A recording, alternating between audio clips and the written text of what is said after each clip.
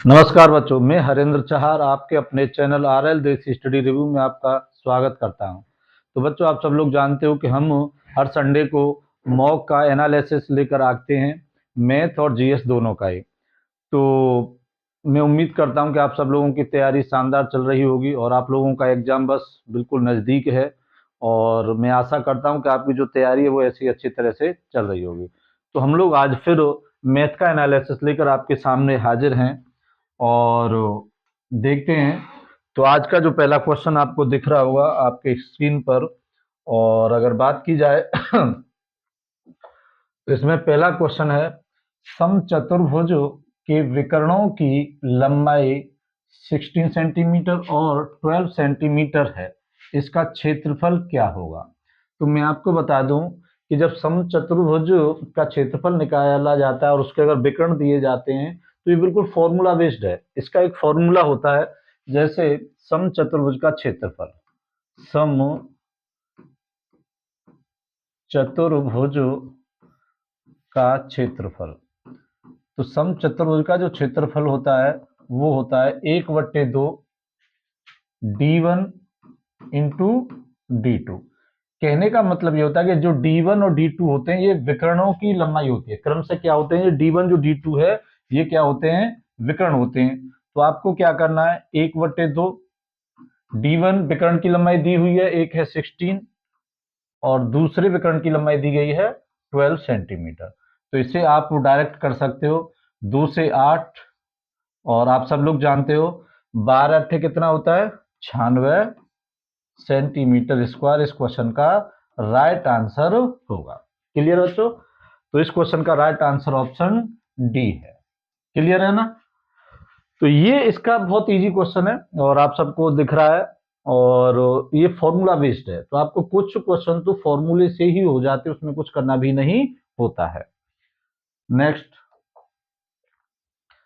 Question है, are, P और के का औसत वजन 40 किलोग्राम है, यदि पी और के का औसत वजन 45 किलोग्राम है तथा आर और के का औसत वजन 35 किलोग्राम है, तो के का वजन कितना होगा। इसमें 3 का दिया है, फिर 2 का अलग अलग दिया है और के का पूछा है। तो इसमें आप सब लोग जानते हो कि औसत वजन जो होता है वो कुल जो संख्या होती है उसका कुल उनका योग करके उसमें डिवाइड करने से औसत आता है। तो यहां पर जो औसत वजन दिया है तो हम लोग आर, पी, के का कुल वजन निकाल लेते हैं, कुल वजन। तो वजन 3 लोग हैं और औसत था 40, तो 40 इंटू 3। क्लियर है ना, कितना हो गया टोटल, 120 किलोग्राम हो गया। अब पी और के का भी औसत दिया है तो हमने पी और के का भी कुल निकाल लिया, पी और के का भी कुल वजन। तो वो कितना है, 45 औसत था और 2 इसमें मल्टीप्लाई करेंगे तो 70 हो गया। उधर आप लोग देखोगे आर और के का कुल, आर और के का औसत दिया हुआ था 35, तो इंटू 2, ये 70, ये 45 टू 90 होगा। क्लियर है ना। अब अगर बात की जाए तो इसमें आप लोग देखोगे कि आरपी के का, तो पूछा किसका, इसमें के का पूछा है। तो आप लोग इसका क्या करोगे कि इनमें से 2 का किसी को यहां रख दो, क्योंकि आर प्लस पी प्लस के का टोटल 120 है। तो अगर आप यहां से पी और के का रख दोगे इसमें, तो 120 माइनस पी और के का रख दिया तो 90 आ गया। क्लियर है ना, 90 आ गया। तो जबकि ये आर प्लस पी प्लस के ये है तीनों का, क्लियर है ना, ये तीनों का है। और ये 90 किसका है, 90 आप देख रहे हो कि पी प्लस के का है, पी प्लस के का है। तो ये आर प्लस पी के और ये पी प्लस के का है। तो यहां से आप लोग देखोगे इसमें से इसे माइनस करेंगे तो ये 30 आ गया, और 30 किसका आया, आर का। कितना, आर का 30 आ गया। अब किसी में भी आप रख दो, आर का अगर यहां रखोगे, आर प्लस के का कितना है, आर प्लस के का कितना है 70, आर का हमने अभी निकाला 30, 30 प्लस के इज इक्वल टू 70, तो के का कितना आ गया 40। क्लियर है ना। किसी में भी रख लो, यहां रख लो या यहां रख लो, यहां रखोगे तो पी और के का, तो पी और के का आप लोग निकालोगे, पी का तो निकलेगा। तो यहां कहीं भी रख लेना आप, इसका आंसर 40 ही आएगा। क्लियर है ना? तो इस क्वेश्चन का राइट आंसर ऑप्शन ए है। क्लियर है ना बच्चों? आपको क्लास पसंद आ रही है तो इसे कमेंट करें, लाइक करें और ज्यादा से ज्यादा शेयर करें। और मुझे उम्मीद है कि आप लोग बहुत बेहतरीन समझ पा रहे होंगे, क्योंकि मैं बहुत बेहतरीन तरीके से समझा रहा हूं, तो इसमें ना समझने की तो कोई गुंजाइश ही नहीं है। क्लियर है ना? तो नेक्स्ट क्वेश्चन आपके सामने है। देखो बहुत शानदार क्वेश्चन है और बहुत इजी भी है। यदि दो संख्याओं के बीच का अंतर उन संख्याओं के योग का 40% है तो बड़ी संख्या और छोटी संख्या का अनुपात पूछा है। तो उसने क्या, इसमें क्वेश्चन जो दिया जाता है आपको बस वो पढ़ना होता है और कुछ नहीं करना है। दो संख्याओं के बीच का अंतर उन संख्याओं के योग का 40% है, तो वो संख्याओं का योग हमने मान लिया, दो संख्या कौन सी, एक x मान ली और एक y, तो दोनों का योग है। हमने मान लिया कि परसेंटेज का कितना भी आप मान लो, यहाँ 100, 10, 20, 50 कितना भी मान लो वो आएगा। तो हमने मान लिया कि x प्लस वाई बराबर कितना है 100, क्योंकि वो आगे परसेंटेज दिया है, उसको आसान करने के लिए हमने 100 मान लिया। अब उसने क्या कहा है कि संख्याओं के बीच का अंतर, संख्याओं के बीच का अंतर यही होगा। उसने कहा कि योग का 40% है। बच्चे देख पा रहे हो उसने क्या कहा कि योग का 40% है। क्लियर है ना? तो 40% है तो 100 का 40% 40 हो जाएगा। अब यहां से इसका सॉल्यूशन कर लो। आप देखोगे कि इन्हें जोड़ने पर ये घट जाए, जोड़ने पर ये कैंसिल, x और x 2x बराबर 140, तो x बराबर 70 आ गया। किसी भी इक्वेशन में आप x की वैल्यू रख दो, तो इसमें रखोगे, यहां मान लो हमने 70 रख दिया, तो ये प्लस y है, ये 100 है, तो यहां से y का कितना आ जाएगा 30। इनका ही रेशियो पूछा, बड़ी संख्या छोटी, ये यहां ध्यान देने वाली बात होती है, क्योंकि आप लोग निकालने के बावजूद भी गलत कर देते हो, सबसे बड़ी समस्या ये है। तो यहाँ बड़ी संख्या पहले और छोटी संख्या बाद में। तो बड़ी संख्या कौन सी है यहाँ पर, ये है x है, तो ये 70, और छोटी कौन सी है 30, इसका रेशियो पूछा है, तो ये कैंसिल हो जाएगा, तो 7:3 इस क्वेश्चन का राइट आंसर होगा। तो इस क्वेश्चन का ऑप्शन ए राइट आंसर होगा। क्लियर है ना? अब बात की जाए तो नेक्स्ट क्वेश्चन आपके सामने है।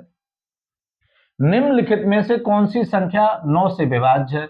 9 और 3 के विभाज्य का नियम आप जानते हो कि अगर उन संख्या, कोई भी संख्या दी गई है, उसके योग अगर 9 से डिवाइड होता है तो हम लोग कह देते हैं कि वो 9 से डिवाइड है या विभाज्य है। तो इसमें आप लोगों को देखना है कि 9 से कौन सा हुआ। ऑप्शन पहला देखते हैं, 8 और 9 17 और 7 24 और 3 27 और 4 31 2 33, ये 9 से डिवाइड नहीं है तो ये इसका आंसर नहीं होगा। ये 9 और 5 14 और 4 18 और 3 21 2 23 और 7 30, 30 भी 9 से डिवाइड नहीं होगा तो ये भी इसका आंसर नहीं होगा। 3 और 4 7 और 6 13 और 2 15 और 1 16 और 7 23, ये भी इस क्वेश्चन का राइट आंसर नहीं होगा। अब इसे सॉल्व करने की जरूरत ही नहीं है तो हम इस पर टिक लगा सकते हैं, लेकिन हम लोग देख लेते हैं। 7 और 3 10, 4 14 और 8 22 और 9 22 और 9 31 और 5 36, जो 9 से पूरी तरह डिवाइड होगा। 9 से 4 बार 9 4 जा, तो हम लोग कह सकते हैं कि इस क्वेश्चन का राइट आंसर ऑप्शन डी होगा। बच्चों बहुत शानदार, और मुझे उम्मीद है कि इससे आसान तरीका कुछ हो ही नहीं सकता। क्लियर है ना? तो आप समझ पा रहे हो, और क्लास को ज्यादा से ज्यादा शेयर करें। नेक्स्ट क्वेश्चन आपके सामने है। दो संख्याओं का गुणनफल इतना है, यह संख्याओं का एचसीएफ मासा इतना है, तो लासा क्या होगा? तो इन क्वेश्चनों को करने के लिए भी बहुत आसान तरीका होता है। देखिए कैसे, इसमें दिया होता है कि प्रथम संख्या मल्टीप्लाई या गुणा द्वितीय संख्या बराबर होता है मासाफा इंटू लासाफा, या इनको ही हम लोग कहते हैं एचसीएफ और इसको कहते हैं एलसीएम। तो यहां पर दो संख्या का गुणनफल तो उसने दे दिया भाई, पहली संख्या दूसरी संख्या भले ही ना दी हो, लेकिन दो संख्या का गुणनफल उसने साफ साफ कहा है। पहली संख्या दूसरी संख्या का गुणनफल कितना है, तो हमने इन दोनों की जगह लिख लिया 45360 इज इक्वल टू एचसीएफ कितना दिया है, एचसीएफ 36 दिया है, एलसीएम पूछा था तो एलसीएम हमने यहां लिख दिया। क्लियर है? अब इससे आप 36 से कैंसिल करो, तो 6 से 6 बार 6 से करोगे 6 7 42 3 33 हो जाएगा, 6 पंजे 30, 3 बचा 6, 36 0। क्लियर है यहां तक। फिर 6 से 2 इसमें, तो 6 एकन 6, 1 15, 6 दूनी 12, 3 बचा 6, 36 1260। एलसीएम जो आया इस क्वेश्चन का वो 1260 आएगा। तो ऑप्शन में देख लो, इस क्वेश्चन का राइट आंसर ऑप्शन डी है। क्लियर है ना, इस क्वेश्चन का राइट आंसर ऑप्शन डी है। मैं बहुत शानदार तरीके से समझा रहा हूं और आगे भी जो क्लास आती रहेंगी वो ऐसे ही आएंगी, जो आपको बहुत ही आसान तरीके से बड़ा सा बड़ा क्वेश्चन भी आपको बहुत आसान लगने लगेगा। लेकिन बस यही है कि समझाते और पढ़ाते तो सब टीचर ही हैं और अच्छा ही पढ़ाते हैं सब लोग, बस आपको थोड़ी सी अपनी मेहनत करनी होती है। क्लियर है ना। तो हम लोग नेक्स्ट क्वेश्चन के साथ आपके सामने आते हैं। नेक्स्ट क्वेश्चन है, देखिए बहुत इजी क्वेश्चन है ये।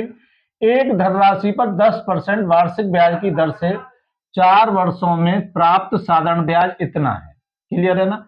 यदि ब्याज वार्षिक रूप से चक्रवृद्धि होता तो समान राशि पर समान अवधि में समान ब्याज दर से प्राप्त मिश्रधन क्या होता। इस क्वेश्चन में साफ साफ बोला है कि कोई धनराशि थी जो 10% वार्षिक ब्याज पर दी गई थी 4 वर्षों के लिए। तो पहले तो आपको वो धनराशि निकालनी है, फिर आगे क्वेश्चन, इसमें 2 क्वेश्चन जोड़ दिए, एक तो यहां तक है, ये तो साधारण ब्याज वाला हो गया, तो आपको मूल राशि निकालनी है।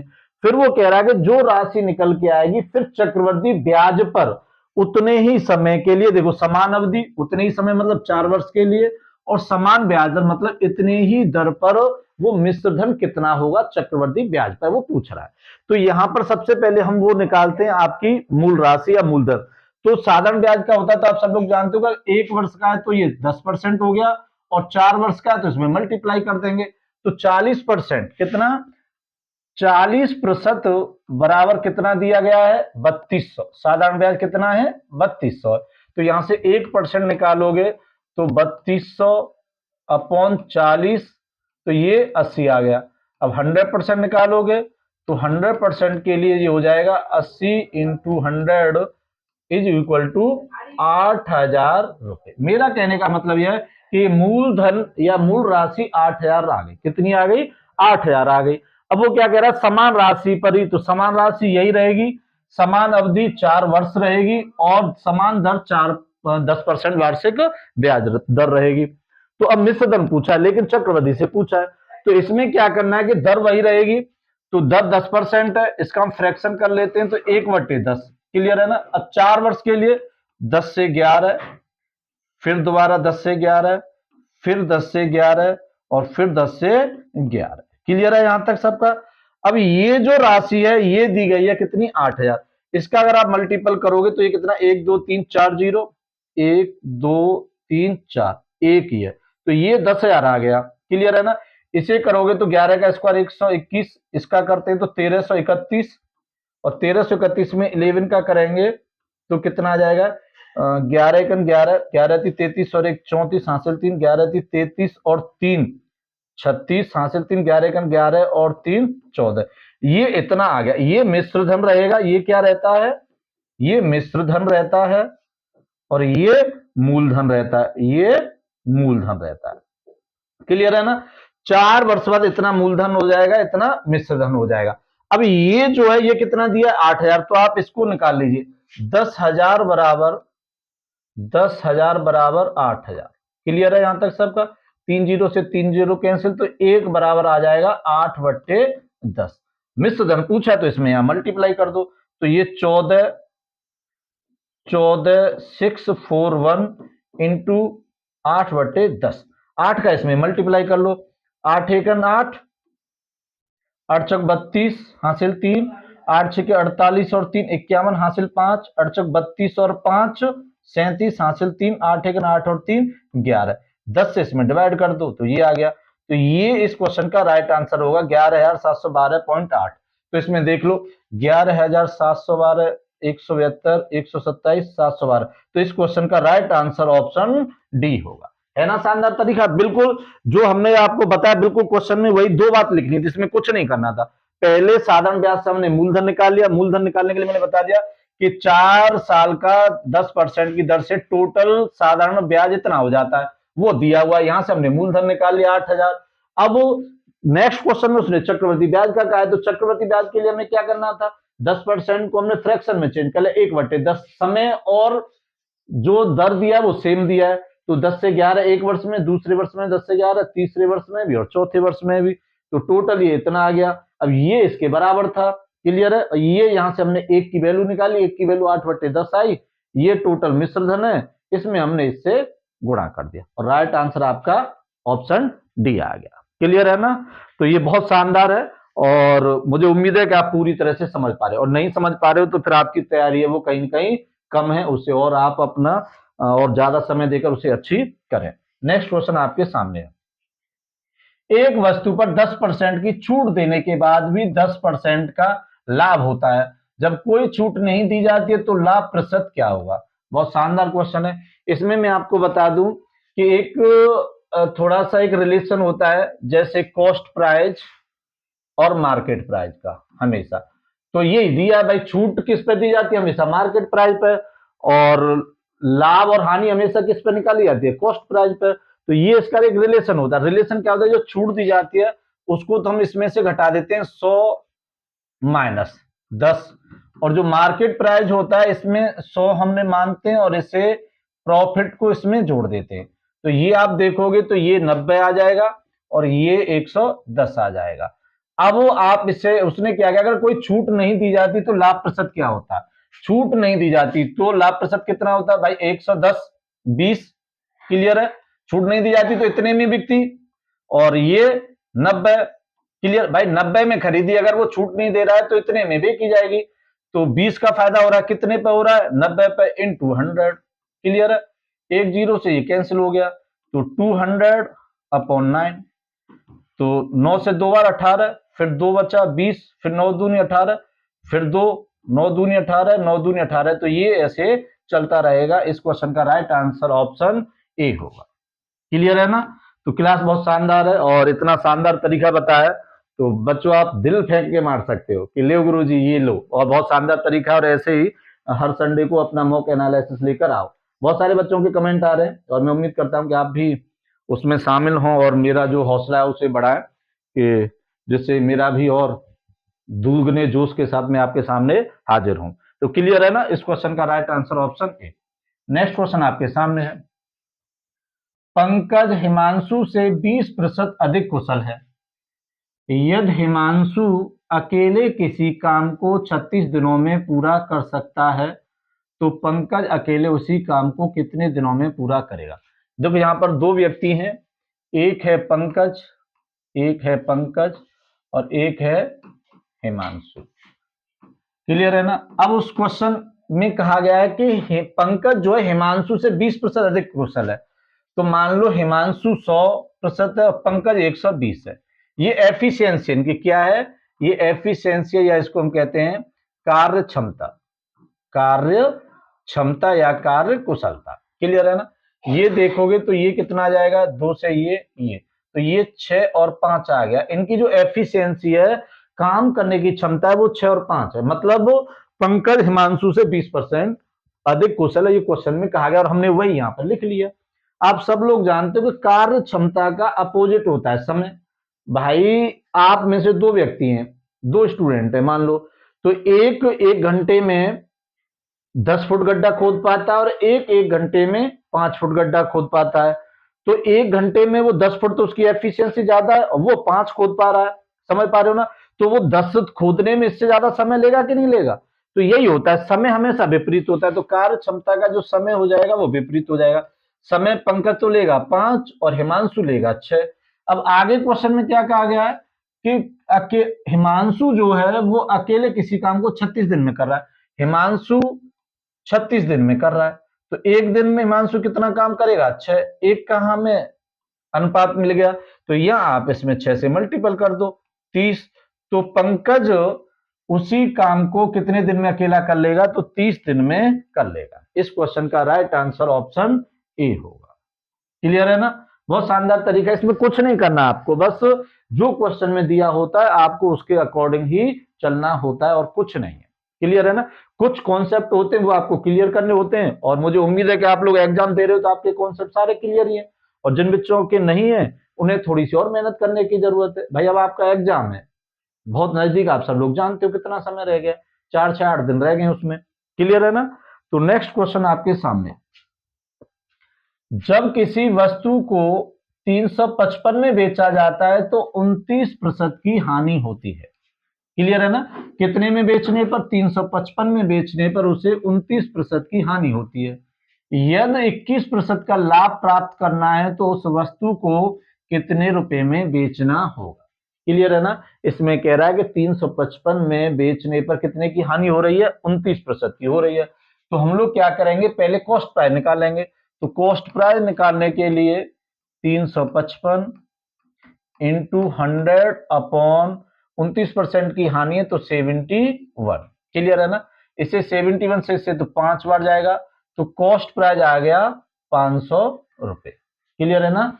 कॉस्ट प्राइस कितना आ गया? 500 रुपए। अब इसमें क्या करना है कि 21% लाभ प्राप्त करने के लिए, 21% लाभ प्राप्त करने के लिए, तो लाभ प्राप्त करने के लिए अब ये कॉस्ट प्राइस आ गया। अब हमें लाभ प्राप्त करना है तो सेलिंग प्राइस निकालना होगा। तो सेलिंग प्राइस निकालने के लिए 500 इंटू 121 अपॉन 100। क्लियर है? ये इससे कैंसिल हो जाएगा। 5 एकन 5, 5 दूनी 10, 5 एकन 5 और एक 605।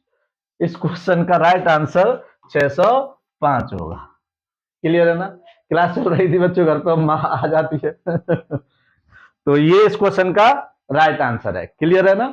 लेकिन माँ को मालूम नहीं था क्लास चल रही है। तो ये इस क्वेश्चन का राइट आंसर है। क्लियर है? तो ये बहुत आसान था। पहले हमने कॉस्ट प्राइस निकाला और कॉस्ट प्राइस निकालने के बाद फिर हमने दोबारा सेलिंग प्राइस निकाला, जो इसका ये आया। क्लियर है? नेक्स्ट क्वेश्चन आपके सामने। एक कक्षा में 35 छात्रों की औसत आयु इतने वर्ष है। यदि प्रत्येक छात्र की आयु में 6 वर्ष की वृद्धि की जाती है तो औसत आयु में कितनी वृद्धि होगी? इस क्वेश्चन को करने की कोई भी जरूरत नहीं होती है। क्यों नहीं होती है? कि उसने कहा है कि आप लोग देख रहे हो कि एक कक्षा में 35 छात्र हैं। कितने? 35। पहले औसत आयु कितनी है? 40 वर्ष। अब उसने कहा कि प्रत्येक छात्र की आयु में कितनी वृद्धि हो रही है? 6 वर्ष की। तो औसत आयु में सिंपल सी बात है, जो वृद्धि प्रत्येक छात्र की आयु में हो रही है वही औसत आयु में भी वृद्धि होगी। तो इस क्वेश्चन का राइट आंसर ऑप्शन सी ही हो जाएगा। जो 6 वर्ष की वृद्धि हो रही है ना, ये ही बाद में औसत में वृद्धि निकल के आएगा। भले आप इसे कर सकते हो। करने के लिए 35 छात्रों की औसत आयु, तो हम 35 छात्रों की कुल आयु निकाल लेंगे। 35 छात्रों की कुल आयु, 35 छात्रों की कुल आयु निकालेंगे तो 40 इंटू 35। क्लियर है ना? तो ये 0, 4 पंजा 20 और 4 × 12 और 2 14, 1400 आ गया। अब 6 वर्ष की वृद्धि हो रही है। अब 6 वर्ष की वृद्धि हो रही है तो 35 छात्रों में, तो प्रत्येक छात्र में मान लो एक छात्र में 6 वृद्धि हो रही है। कितनी? 6 वर्षों की है तो 35 में कितनी हो जाएगी? 35 इंटू 6, 6 पंजे 30, 6 × 18 और 3 × 21। कितनी हो जाएगी? 2 से 10 की और वृद्धि हो जाएगी। तो 2 से 10 इसमें जोड़ दो भाई, टोटल तभी तो निकल के आएगा। तो ये कितना आ गया? 1610। अब छात्र पहले भी 35 थे, अब भी 35 है भाई। प्रत्येक में वृद्धि औसत कितनी उम्र की हो रही थी? 6 की। तो प्रत्येक में 6 की होगी तो 35 में टोटल कितनी हो जाएगी? 2 से 10। 2 से 10 को हमने जोड़ दिया कुल में। अब 1610 में आप डिवाइड करोगे 35 से, और 35 से डिवाइड करोगे तो 35 से ये 4 बार 140, 21 बचेगा। 21 जी, अब 21 में से करोगे तो 6 × 30, 6 × 18, 3 40 आ गया। क्लियर है ना? पहले कितना था? औसत आयु 40 था, अब कितना आ गया? 40। कितने की वृद्धि हुई है? +6 की वृद्धि हुई है। क्लियर है ना? और ये बात मैंने आपको पहले बताई थी, भले इस क्वेश्चन को करो या मत करो, इस क्वेश्चन का राइट आंसर 6 ही होगा, क्योंकि भाई ये वृद्धि तो बाद में निकल के आएगी। क्लियर है ना? तो ये क्वेश्चन बहुत शानदार था और इसे करने का तरीका उसमें से भी शानदार था। नेक्स्ट क्वेश्चन आपके सामने है। यदि x/y बराबर 13/7 है तो x - y/x + y का मान क्या होगा?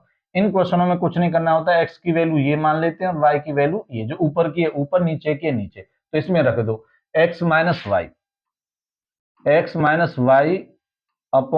+ y पूछा है। क्लियर है ना? तो x की जगह 13 है, y की जगह 7 है।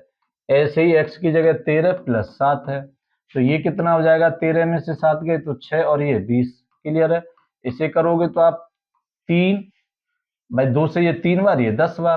क्लियर है? तो इस क्वेश्चन का राइट आंसर 3 10 आ जाएगा। क्लियर है ना? तो इस क्वेश्चन का राइट आंसर ऑप्शन डी होगा। क्लियर है? नेक्स्ट क्वेश्चन आपके सामने है, संख्याओं, ये संख्या है, एक ये है, इसका एचसीएफ ज्ञात करना है।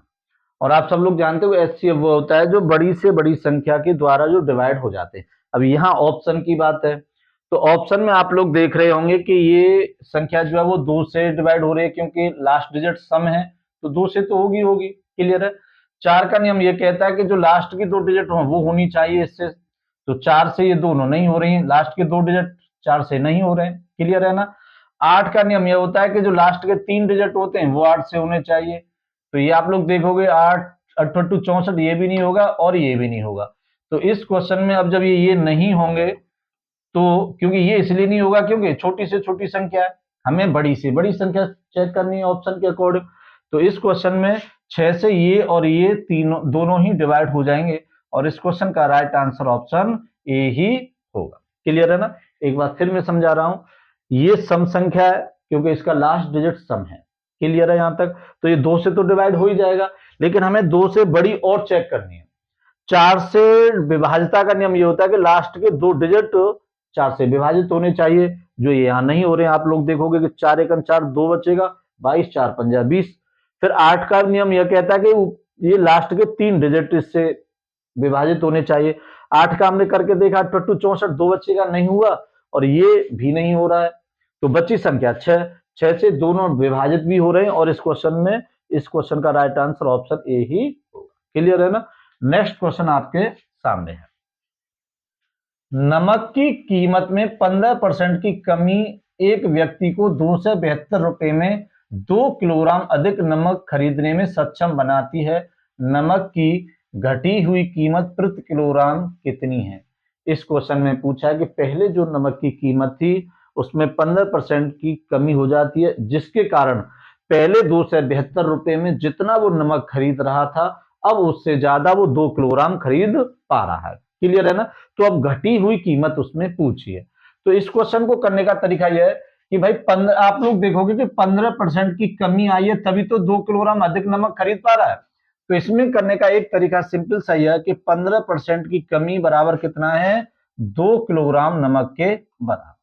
अब हमें ये 100% करना होता है, हमें ऐसी संख्या से यहां मल्टीप्लाई करना है कि ये 100 हो जाए, और उसी संख्या से हमें यहां मल्टीप्लाई करना होगा।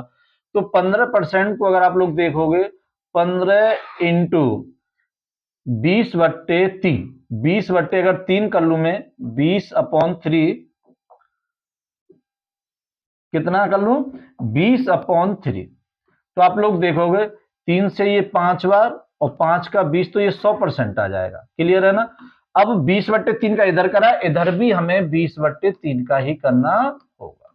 तो टोटल जो 40/3 आपका नमक किलोग्राम आ गया। क्लियर है यहां तक?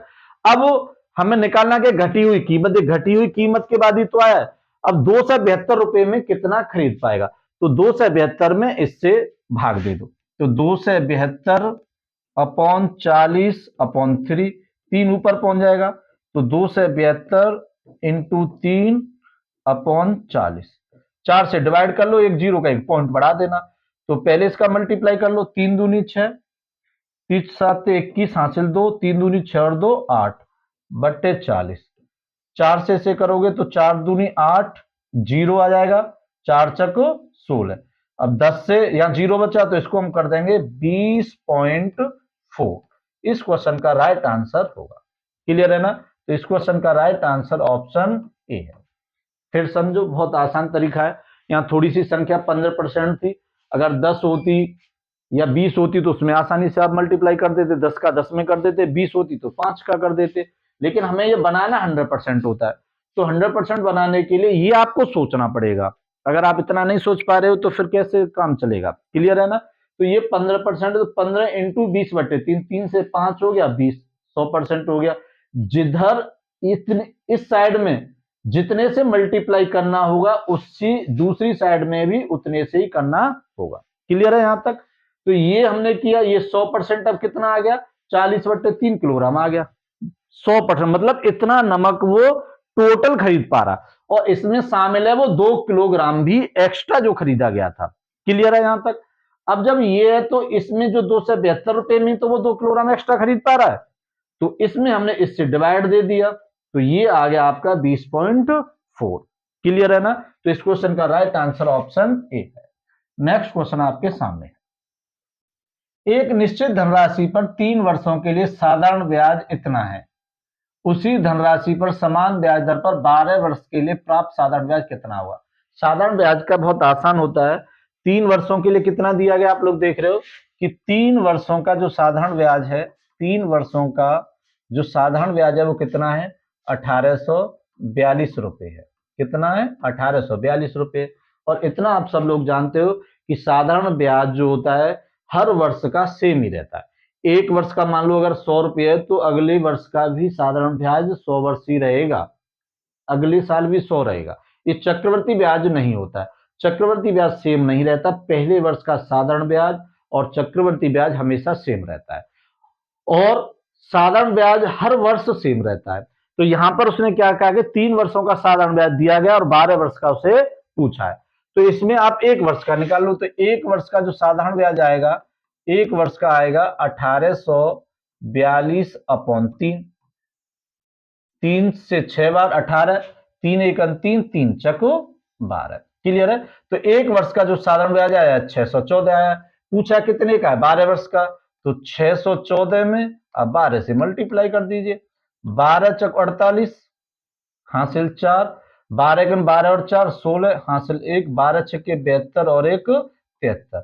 इस क्वेश्चन का जो राइट आंसर होगा वो 7368 होगा।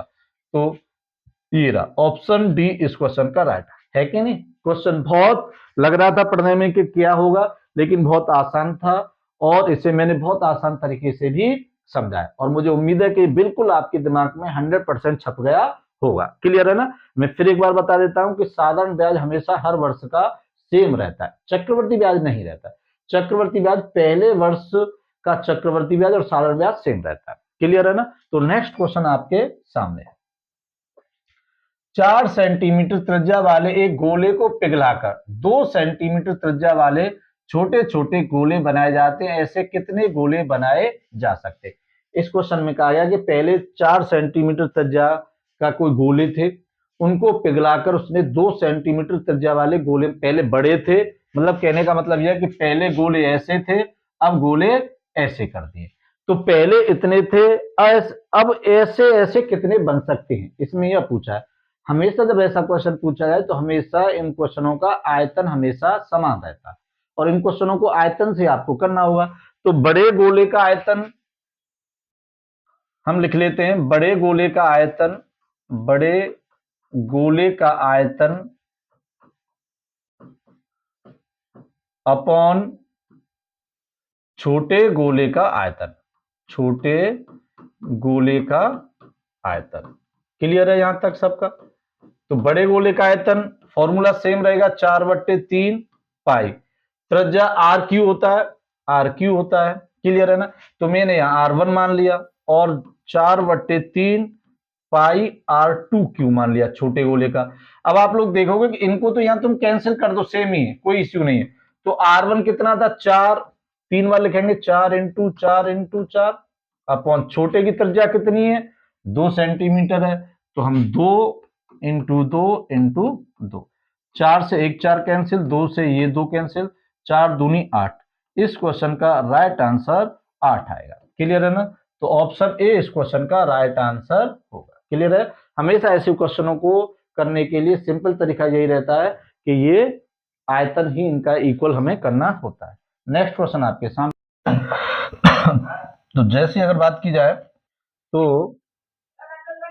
अब ये क्वेश्चन आपके सामने है, तो ये सब लोग आप जानते हो कि ये 7.35 7.35 दोनों सेम है। इधर देखोगे 2.25 2.25 ये भी सेम है। तो हम इसको a square minus B square का होल स्क्वायर समझ सकते हैं, और a square minus B square का होल स्क्वायर का फॉर्मूला आप लोग जानते हो, a square minus B square बराबर a प्लस बी और a माइनस बी। तो हम इसको एक में 7.35 प्लस 2.25 लिख सकते हैं। क्लियर है ना? और एक में हम लोग इसे माइनस कर सकते हैं, 7.35 माइनस 2.25। क्लियर है यहां तक सबका? और इसे अपॉन में जो संख्या है वो हमने लिख ली 0.24। क्लियर है। अब ये आप जोड़ोगे तो 7 और 2 9 और 35 2 5 6 हो जाएगा, तो ये 9.60। क्लियर है। और ये इसे आप माइनस करोगे तो ये हो जाएगा 7 में से 2 गया 5.35 में से 2 5 तो 10। क्लियर है। अपॉन 0.24। अब अगर बात की जाए तो ये 9.6 है इंटू ये 5.1 है अपॉन 2.4। अब अगर बात की जाए तो इसे कैंसिल करने के लिए एक जीरो कहीं भी बढ़ा दो, यहां बढ़ा दो या यहां बढ़ा दो, ये बढ़ा दिया। 24 से इसे करोगे आप तो ये 24 दूनी 48, ये 4 बार 40 आ गया। 40 से आप लोग देखोगे कि इस जीरो से पॉइंट कैंसिल हो जाएगा, तो 4 से 4 एकन 4 और 4 5 जा 20, तो 204 इस क्वेश्चन का राइट आंसर होगा। तो इस क्वेश्चन का राइट आंसर ऑप्शन डी होगा। क्लियर है ना। क्लास बहुत शानदार है और आप इसे ज्यादा से ज्यादा शेयर करें, लाइक करें। और नेक्स्ट क्वेश्चन आपके सामने है। यदि पास होने के लिए 35% अंकों की आवश्यकता होती है, यह कह रहा है कि किसी को पास होने के लिए किसी भी पूर्णांक का 35% चाहिए, लेकिन फिर वो क्या कह रहा है कि एक विद्यार्थी को 200 अंक मिले और 24 नंबरों से फेल हो गया, तो अधिकतम अंक क्या है। आप समझ पा रहे हो कि पास होने के लिए कितना पूर्णांक चाहिए, 35%। भाई कुल अंकों का कितना परसेंट चाहिए, 35%। लेकिन वो क्या कह रहा है कि उसने 200 अंक तो हासिल किए, कितने, 200 अंक हासिल किए, लेकिन 24 नंबर से फेल हो गया। इसका मतलब यही तो कि ये इतने नंबर और आ जाते तो ये पास हो जाता, मतलब 200, मतलब 224 नंबर पर ये पास हो जाता। क्लियर है ना। और परसेंटेज कितना चाहिए पास होने के लिए, 35%। तो 35% बराबर 224 लिख देंगे हम, तो 35% बराबर 224। समझ पा रहे हो इस बात को। इसमें साफ साफ कहा है कि 35% चाहिए पास होने के लिए, लेकिन उसे 200 अंक मिले, लेकिन वो 24 नंबर से फेल हो गया, तो 24 उसे और मिल जाते तो पास हो जाता। इसका मतलब यही तो हुआ। परसेंट की बात है तो 35% अंक चाहिए उसे, 224, तो हमने बराबर कर लिया।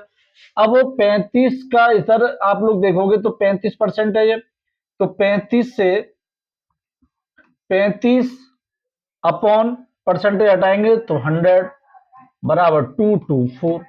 तो 5 से ये 7 बार, 5 से ये 20 बार। क्लियर है। 7 से ये 7 थी 21, एक बच्चा 7 दूनी 14, तो ये इधर चला जाएगा। तो ये हो गया आपका 2 से 2 थी 6, 2 दूनी 4 और 0 है। क्लियर है। तो टोटल पूर्णांक कितना आ जाएगा, 640। तो इस क्वेश्चन का राइट आंसर ऑप्शन सी होगा। क्लियर है ना। बहुत शानदार है, बहुत इजी भी है। क्लियर है। और मुझे उम्मीद है कि मैं आपको बहुत बेहतरीन तरीके से समझा पा रहा हूँ और आप समझ पा रहे होंगे। नेक्स्ट क्वेश्चन आपके सामने। एक यात्रा की कुल दूरी 800 किलोमीटर है।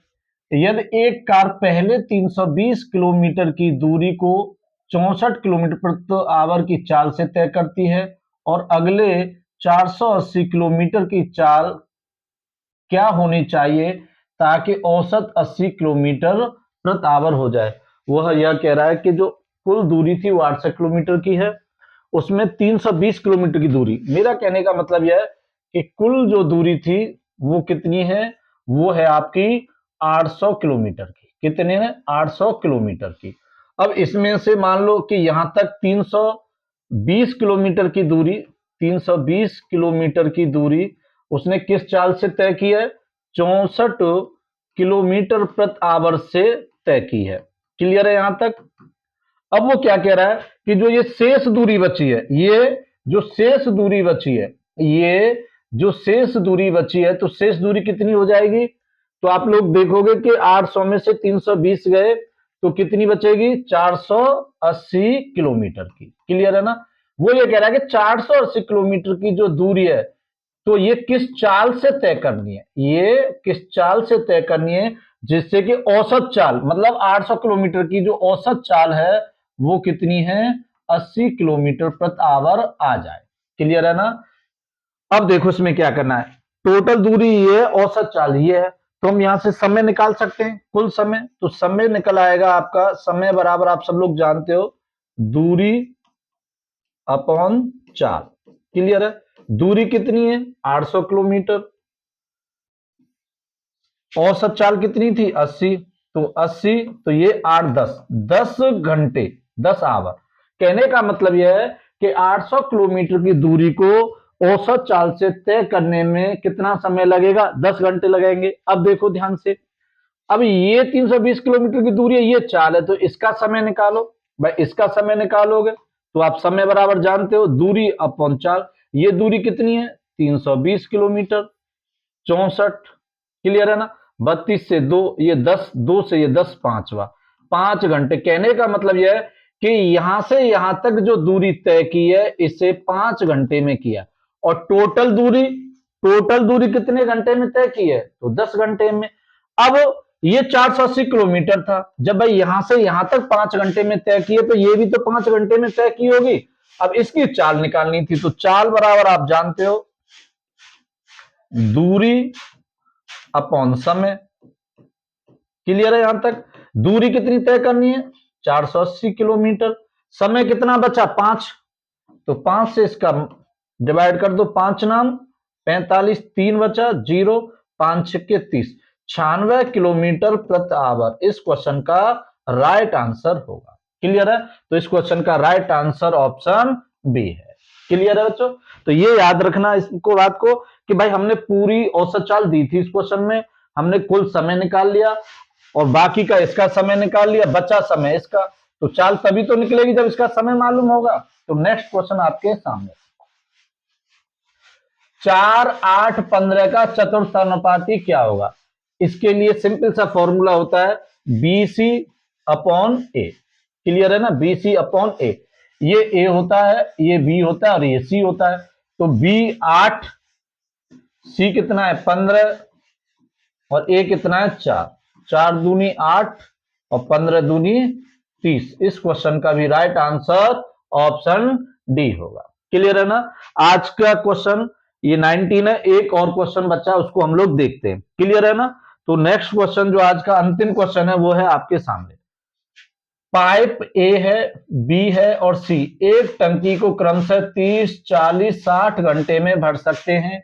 इन तीनों पाइपों को ए बी सी को एक ही दिन क्रमशः सुबह 7 बजे 8 बजे और 10 बजे चालू कर दिया गया तो टंकी कितने बजे भर जाएगी। देखो इसमें क्या कह रहा है, एक पाइप ए है, एक पाइप बी है, क्लियर है ना, और एक पाइप सी है। ए इसे भरने में 30 घंटे का समय ले रहा है, बी इसे भरने में 40 घंटे का समय ले रहा है और सी इसे भरने में 60 घंटे का समय ले रहा है। तो अगर बात की जाए तो इनका एलसीएम 120, तो 30 से ये 4, ये 3 और ये 2, क्लियर है ना। ये इतना इतना समय लेंगे। अब वो क्या कह रहा है, ए बी और सी एक ही दिन सुबह 7 बजे, अब देखिए ध्यान से, A B C, A B और सी 7 बजे, ए कितने बजे स्टार्ट हुआ 7 बजे, क्लियर है। बी कितने बजे 8 बजे और सी कितने बजे स्टार्ट हुआ 10 बजे, क्लियर है यहां तक। अब आप लोग देखोगे कि ये सी कितने बजे स्टार्ट हुआ 10 बजे, तो इससे पहले ए ने काम किया, ए ने कितने काम किया यहां तक 7 से 10 कितने 3 घंटे, भाई 3 घंटे इसने किया। बी देखोगे आप सी तक पहुंचने में इसने कितना काम किया 2 घंटे, क्लियर है यहां तक सबका। अब आप लोग देखोगे कि ए ने 3 घंटे काम किया, 3 घंटे तो एक दिन का कार्य 4, तो 3 का 4, क्लियर है ना 12, ए का 12 हो गया। बी का 1 घंटे का कार्य 3, 2 घंटे काम किया तो इसने 2 इंटू 3 6, क्लियर है। अब ए बी सी, अब यहां 10 बजे पहुंचने के बाद फिर तीनों स्टार्ट हो जाएंगे, ए प्लस बी प्लस सी। अब हमें क्या करना है कि पहले जो ये ए का काम हो गया टोटल और बी ने कर लिया, भाई ए यहां तक पहुंचने में 10 बजे तक पहुंचने में 3 घंटे लेगा, तो 1 घंटे का कार्य 4, तो 3 घंटे का इतना 12 कर लिया। बी 8 से 10 तक पहुंचने में 2 घंटे ले रहा है, तो बी का 2 घंटे 1 घंटे का कार्य 3, तो 2 घंटे का 6 हो गया। 12 और 6 18, 18 कार्य ए और बी ने कर लिया, तो इसको इसमें से माइनस कर लो। अब कितना बचा 102, क्लियर है। अब आप लोग देखोगे कि ए भी आ गया, बी भी आ गया और सी, अब तीनों मिलके काम करेंगे। तीनों की कार्य क्षमता 4 और 3 7 और 2 9, क्लियर है ना? 9, 9 से इसमें डिवाइड दीजिए, 9 एकन 9, एक बचा 2, 9 एकन 9, क्लियर है ना? एक 12 हो गया था, अब 3 बचा, 3/9, तो ये 11 सही 1/3, ये मिनट। अब इसे घंटे में चेंज करने के लिए 60 से डिवाइड कर दो, 3 से ये 20 हो गया। तो आप लोग देखोगे कि 11 20, क्लियर है ना? अब ये 10 बजे तीनों स्टार्ट हुए, अब कितना समय लग रहा है इनको? 11 घंटे 20 मिनट। तो अब आप लोग देखोगे कि 10 बजे स्टार्ट हुआ, 10 से अगर 10 बजे पहुंचना हुआ तो 12 घंटे लगेंगे भाई। एक समय से फिक्स उसी समय पर पहुंचने में 12 घंटे लगते हैं। जैसे मैं कहूं आपसे कि अब 2 बज रहे हैं, तो 2 से 2 बजने में 12 घंटे का ही तो समय लगेगा। तो 10 से 10 पहुंचने में कितना लगेगा? 12 घंटे का समय। 10 तक, 10 से 10 तक कितना लगेगा? 12 घंटे। लेकिन ये कितना है? 11 घंटे 20 मिनट। तो मतलब कहने का है कि 10 से पहले 9 बजे और 20 मिनट ये कम है, तो 9:20, कितना? 9:20 पर ये टंकी भर जाएंगी। क्लियर है? तो इस क्वेश्चन का राइट आंसर ऑप्शन बी होगा। क्लियर बच्चों? आज की क्लास कैसी लगी आप मुझे कमेंट बॉक्स में अवश्य बताएं। कुछ सुधार की जरूरत हो तो वो भी बताएं, और हम लोग फिर नेक्स्ट संडे को मिलते हैं और आपका मॉक बड़े शानदार तरीके से लेकर फिर आपके सामने हाजिर होंगे। तब तक के लिए जय हिंद।